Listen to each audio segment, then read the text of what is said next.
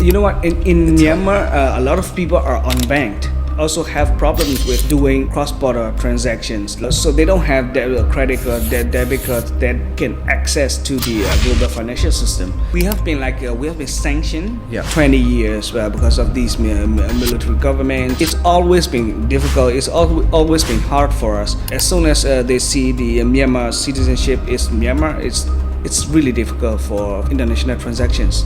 We were recently in a university discussing, we asked the students in the room, how many of you, raise your hand, would rather have the Thai baht over the Burmese currency? And everybody raised their hand. Same group of people, how many of you in the room prefer to have the US dollar over the Thai baht? Everybody raised their hand. Yeah. So you could just see how far difference, your currency is. It's been degrading, and you know what, in coup times, the military just minted a lot of paper money. Right. It's been inflated for like crazy.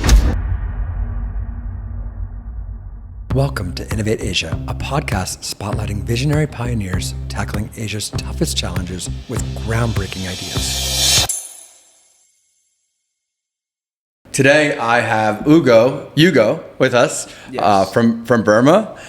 He's a Burmese citizen who lives in Northern Thailand. He goes back and forth. So I thought I'd have just a casual conversation with him to get to know him today. He was introduced to me by Win from the Human Rights Foundation, who's also Burmese. And he's been here to the building before a few times. Yeah. A couple times before the meetups prior. And as soon as I met Hugo and was introduced to him, like all of the opposite of the alarm bells went off. I mean, it was like, yes. So as soon as he introduced and I understood he's been touched by Bitcoin, he's been around Bitcoin a while, and he wants to help the Burmese people and he understands this technology, I immediately felt that it was so important to sit down with you as soon as possible because we're going to Japan Bitcoin base, grand opening in a few days for a week. I didn't want too much time to go by. I was so excited. I think together we can talk about how we could help the Burmese community. Sure. And I think you're the guy. So without further ado, if you would like to just share a little bit about who you are and where you came from for a few minutes, that would be great for the audience. All right. Thank you for having me. And I'm originally from the very west of Myanmar, and it's an island. So I'm from an island from west of Myanmar, and where I used to run an internet service provider before the military coup. And since the coup and the ISP is destroyed by the airstrikes and the internet shutdowns. Since then I've been deeply involved with digital rights, cybersecurity, and supporting the civil society movements and resisting authoritarianism. And I came to Northern Thailand to continue that work in a safer environment, and more importantly, to stay connected with the exiled Burmese community and find ways to support these still inside the country and stuff. Yeah. Incredible. And do you find yourself returning back to Burma often? Yeah, just casually, but. Now it's been like 5 months. I've lived consecutively in Chiang Mai because I saw a lot of opportunities like this Bitcoin Chiang Mai, and I have to connect with a lot of people from internationally. So Chiang Mai is quite a good spot to do that. I think so. We're not too far. Yeah. So when you first started to hear about the Bitcoin Learning Center, I think last year we had Win Coco Ong from the Human Rights Foundation come here. Were you here a year ago for that one too? Not a year, I think. Okay. It's like the one that was 3 months ago? Yeah, 3 months ago. Okay, and what drew you to that? What made you interested to be a part of that big, large meeting? No, it's been like we've been like into Bitcoin for quite a while, and I have a little group of friends who are really interested in Bitcoin and the technology. So I have that one friend. He's really geeky, and he's the one that introduced me to Bitcoin. And he said there's a Burmese community in Chiang Mai that is quite dedicated to Bitcoin. So let's go to that. Let's go to that, and we were here. This is so great. Yeah. So tell me, when did you first get exposed to Bitcoin? Tell me a little bit about your Bitcoin journey. It's been well. I first known Bitcoin in 2013 when it was quite new, and I was in 2012. I was hired as a junior software developer, and then my manager there was say, hey, there's a new currency. It's called Bitcoin. In that stage, he said to me like, it's a money on the internet, and you can spend it, and so how does it work? So my interest started to grow with Bitcoin, but I haven't really do anything since until.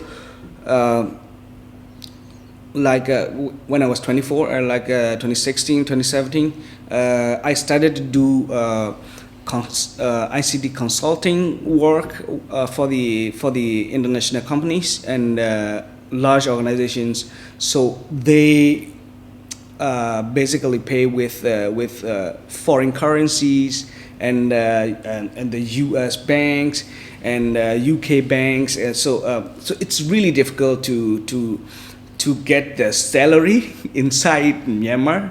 So it's really hard, and harder than getting it in Thailand. Of course. Of course. Yeah, and the currency exchange rates always changes, and the government rate is one rate which is quite lower, and the market price is like another price, like half and half. So I always have to think a way to get my salary, and I transfer it to my sister in Singapore, and my brother here in Thailand. But most of the time it's like it takes too much time, and the wire, the Swift network, they ask you a bunch of questions when there's a little bit of volume to the transfer, and it's all kinds of bullshit with the banking system, man. And that's where I found Bitcoin, and I always have Bitcoin in my hand, and then I asked my sister, my brother to get me with the Bitcoin. So that's where I found the freedom, really freedom of the real money, right? Do you think that many Burmese people have to navigate this, their currency valuation changing a lot, and trying to store value and exchange cross-border? Is it like extremely common? Yeah, it's like, sorry.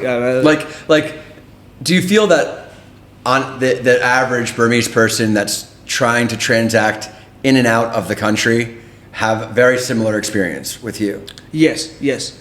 That's why they use unofficial money transfer services. You know what? In Myanmar, a lot of people are unbanked, and the banked people also have problems with doing cross-border transactions like Western Union and stuff. So they don't have credit card, debit cards that can access to the global financial system. So they have always been using the Hundi, what we call it, the Hundi thing. These are the agents that transfer currency back and forth. So they have to transfer it through these agents. The fees are very high. Wow, how high are they? um, I don't know, like 2-3%. Yes. 2-3% is, and if in the crisis times, it can go up to like 7-8%. And in Myanmar, there was a large currency devaluation over the last 5 or 10 years. Of course, of course. And in fact, folk, there's a clip I want to put up on the screen from Larry Fink and BlackRock. Just a 20-second clip. Okay. And BlackRock, being like, it's the largest money manager in the world, is talks about this briefly and shares just a little bit about, just a few second clip, just about, let's see. Hit play, let's see if it's the right spot. If you're frightened of your debasement of your currencies, or you're frightened of your economic or political stability of your country, you can have an internationally based instrument called Bitcoin that will overcome those local fears. Yes, okay. And so I'm a big believer. So Right. that's BlackRock Yeah. talking about exactly what your people are worried about. Yeah, the largest asset manager, right? Yes. So we talk about in America, and Wynn talks about how they don't really see many people are very unaware or uneducated about this technology because they are the world reserve currency. Yeah. They have these easy transfers. Even if they transfer to a cross border, it's just a couple days. Yes. But for the Burmese people, this is like a very, very big problem.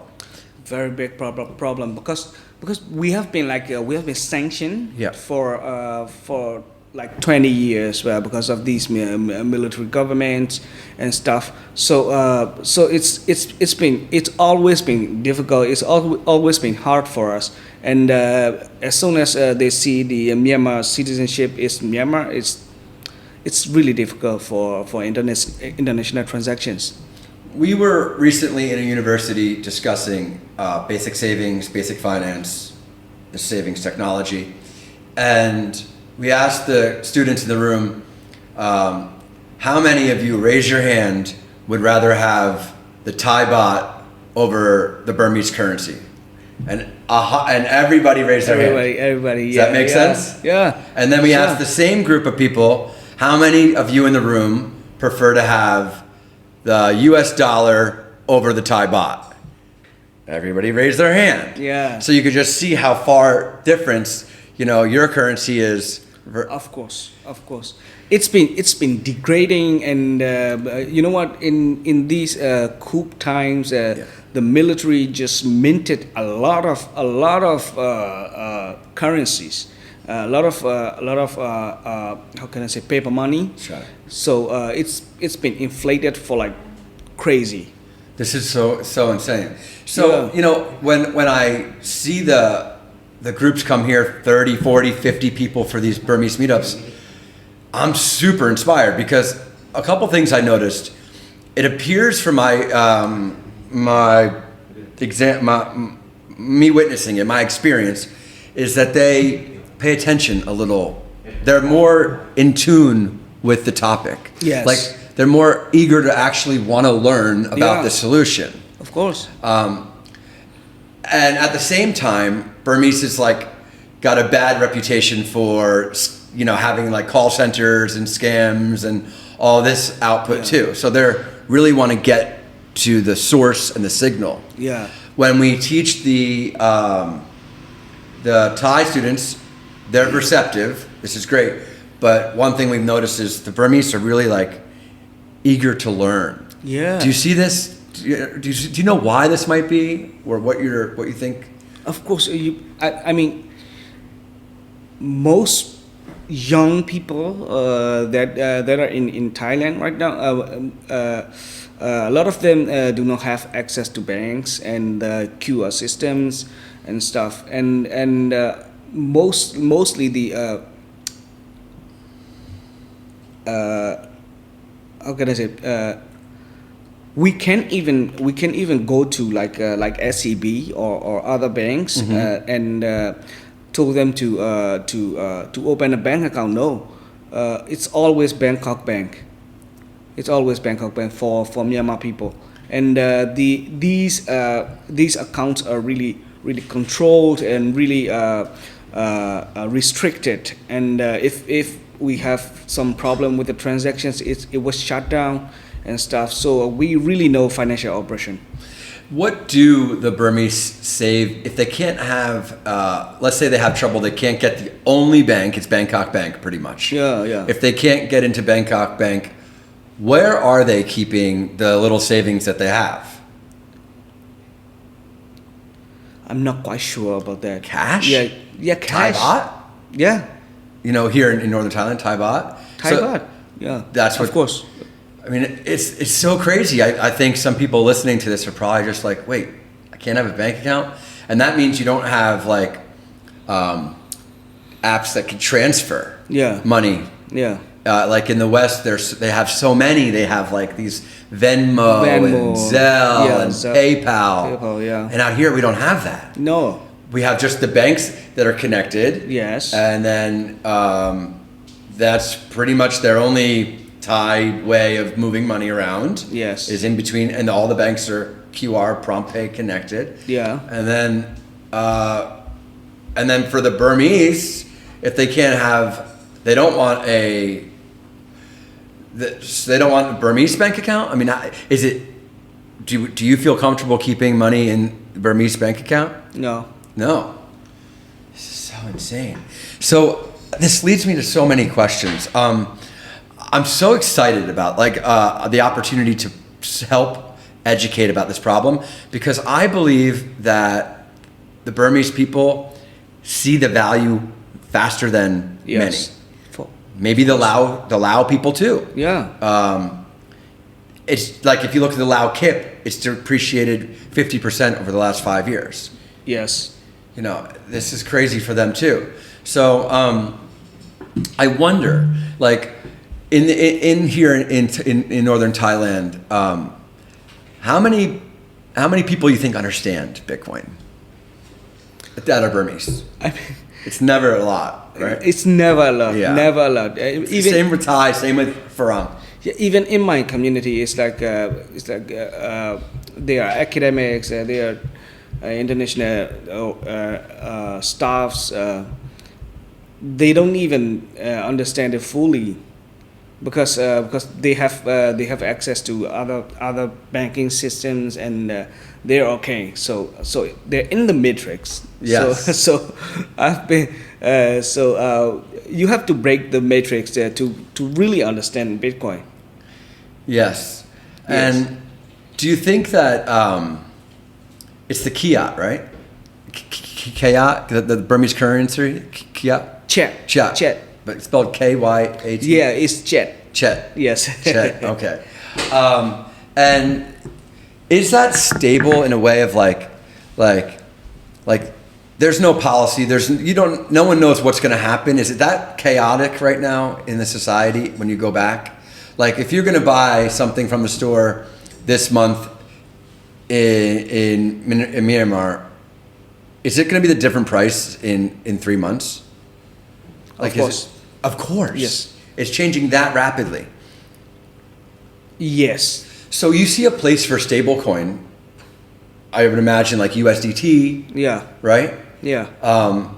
Because if the Burmese people cannot stomach or understand the volatility, they do understand the dollar.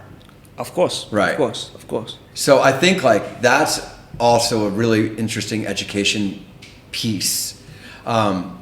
I'd like to see how we can instead of having the meetups like when we have Win come by, now when I meet you, I'm like, I feel you're a strong leader, you understand, you have a very comfortable way about you. Okay. You're experienced. Sure. And you're very relatable. Yeah, sure. So I think that this building, when I left after spending a few minutes with you, I said I really believe that if you look at it like if there's 50 people that come for the Thai Bitcoin meetups, and there's 50 Farang, and there's almost like 40 or 50 of you guys that come. Okay, yeah. I see like, I really feel if I had to bet that the Burmese community will exceed, will grow the fastest. Yeah. Because they're the ones that recognize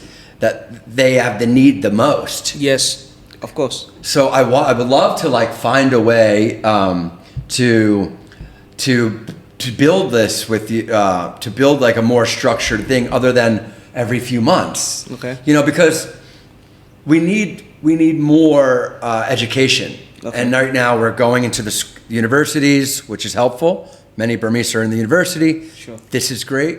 But we also want to find a way to have more consistent meetups at least once a month. Okay. You know, with the Burmese community. Sure. And do you think that, you know, there's maybe at least a couple other people that understand? Okay. Like, because I know that, you know, funny as it is, in Northern Thailand, there's less than like,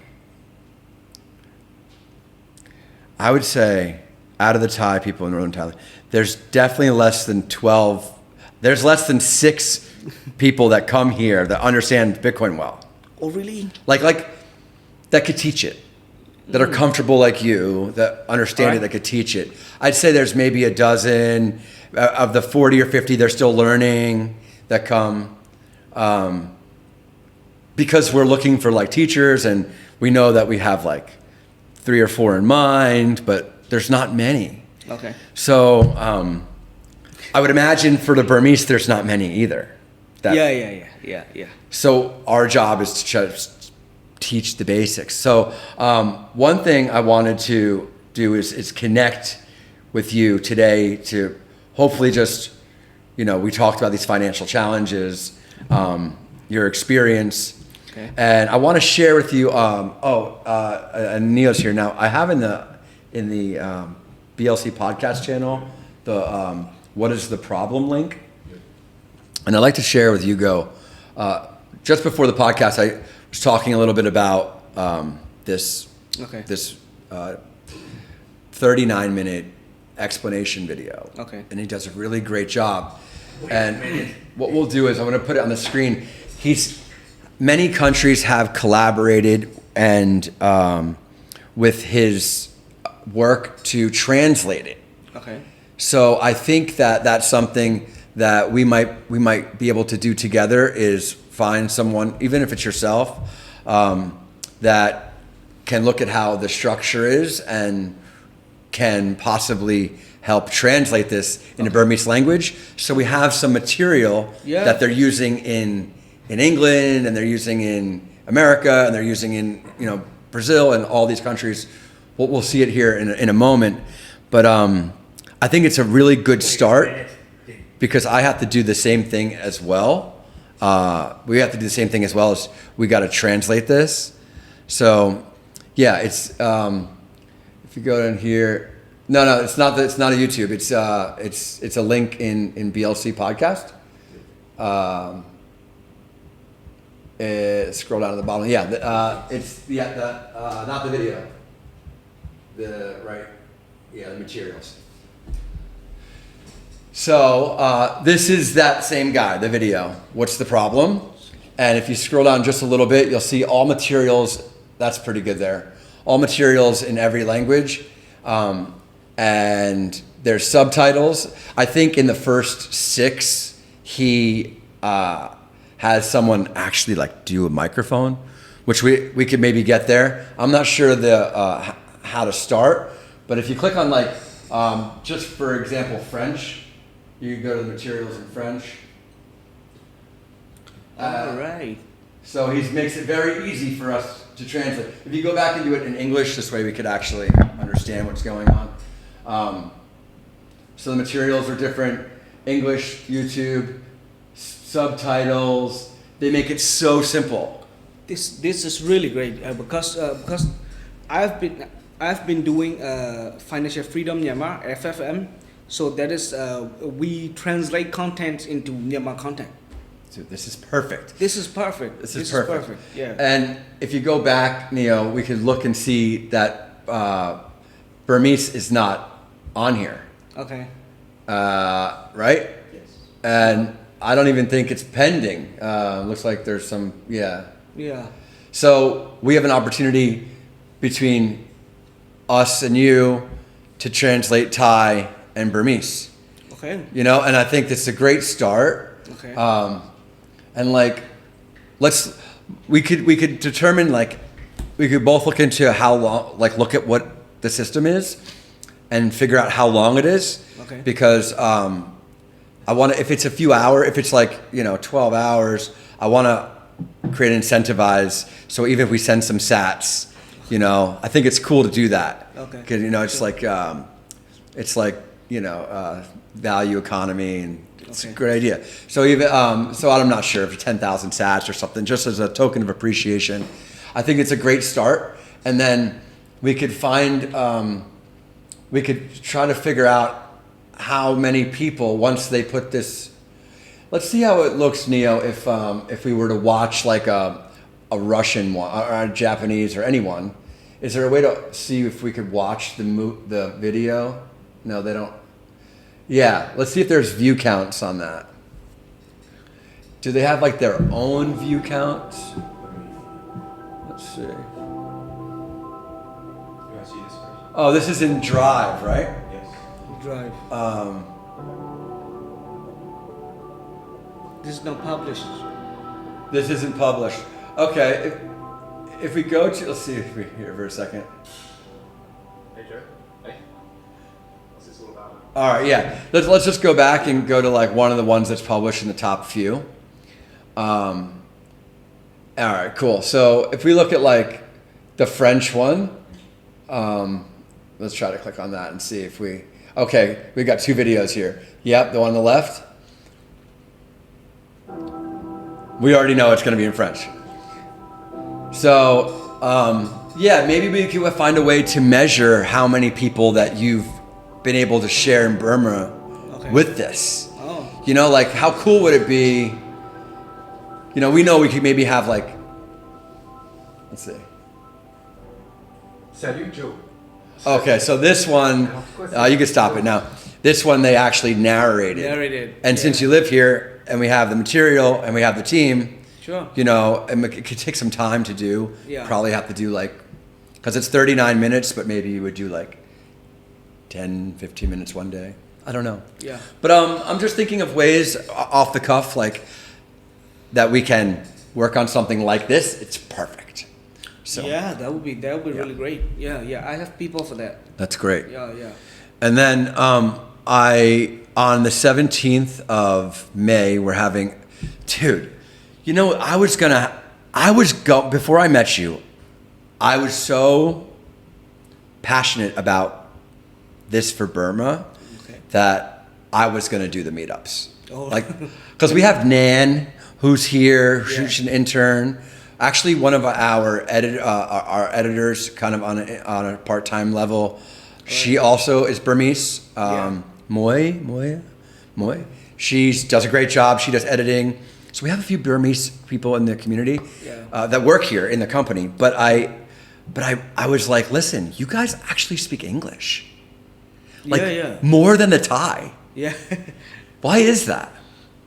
Yeah, because we have to rely on the English content because we didn't have much localization back in Myanmar. So in Thai it's like for example like there's a new Harry Potter book. It's been translated the day after. So we didn't have anything like that. We if we want quality content, we have to rely on the English language. And the least to say is like the labels in the Syria box. These are in Thailand, in Thai, but it's English in Myanmar because we don't have any localization. Interesting. Yeah. And I wonder, like, what's the best way to reach Burmese people here? Let's say you're going to have a class, like an introduction to what the problem is or the solution. How do you go about like First, tell me. If I were to do it, Right. I wanna erase as much misconception as I can, and then I don't want to beat around the bush, and I will have actually made a survey about how they understand Bitcoin. I would do an actual survey. Before or after? Or Before that's how we know what to tackle about this problem. Great. Right. So, for example, like before the meetups, I would just give sticky notes, and then we will structure some questions. So they will have to answer some questions, that just short questions, and it will be used as a ticket to the coffee. Great. So we have a survey, and we have a clear vision. So right now it's like without that survey, we are beating around the bush, and we are estimating, we are guessing. Correct. What they don't understand and stuff. So I would do it's not really that hard, and maybe if it is needed, like inside Myanmar, there are a lot of survey companies that do that. What do you think? What do you want the Burmese people to know about what this is that we're trying to do? Man, I've been beneficial for Bitcoin for like quite a few years. So it's free. It's the sense of not worrying about who's gonna hold my money along the way. It's really a relief, and it's everybody in Myanmar knows about financial oppression, and I've been a victim of, and so that is really a great thing, and they have to understand this is the next global currency. For sure. Yeah. For sure. Yeah. And I want to debunk these Myths. these myths and conceptions. Yes. Yeah. I don't think it's just a Burmese problem. I think many American or everyone has misconceptions or is not educated on it. Yeah. Or it's too good to be true, or it's a scam, or too much energy. All these things. Yeah. But what's great? What you said is a survey, so your audience. Yeah. And you know where to meet them at. So if you see majority of them have had experience with like meme coins. I mean, I would imagine that if you don't know about this and you're Burmese, you're like gambling. You're just like, my life, you kind of like, but you don't want to save your money in Burma, and you can't get a bank account here, and you're just like, I feel hopeless. Yeah. But I think Bitcoin is the opposite of this. It's this like great awakening of like, oh my God, there's hope. Yes. And I think that we share that vision. Yeah. And I think that we could do this together. So just in the last 5 minutes, I just wanted to talk to you about, your message to people that might listen to this in the coming weeks or coming months, of why it's important for them to come learn about this for their family and their friends, for these free classes, and that will sometimes offer food to encourage people to learn. If you could just share with us a little bit more about why it's so important for them and their families to learn about this, and how it could help the oppressed people. All right. So we have been oppressed for like long time, so it's they know the hardship of sending money and transferring wealth and stuff, and but they have to first know why that is. The downside, the dark side of the fiat system, they have to know that they know something is not right, but not quite in a right way. So we have to explain them why that is bad, why these currencies are plummeting, and so it's really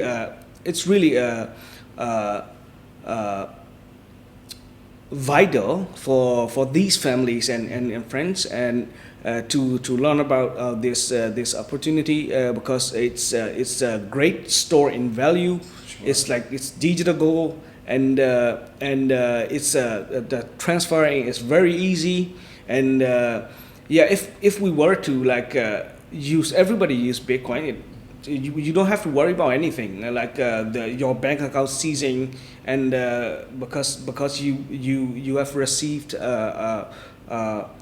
pocket money for your birthday from your sister in Singapore. Your bank account is closed because they suspect that transfer. So this is bullshit. So this is bullshit. Yeah. Wow.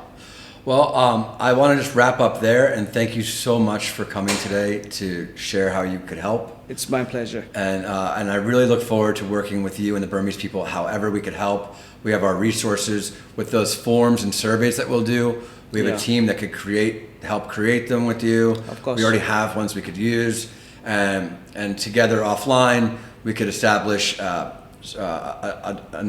meetup for the Burmese that you could start leading. Yeah. And I think that the Human Rights Foundation are going to be really inspired by this. Okay. Because Win comes here, he's been here 3 times, and now it's becoming scalable. Yeah.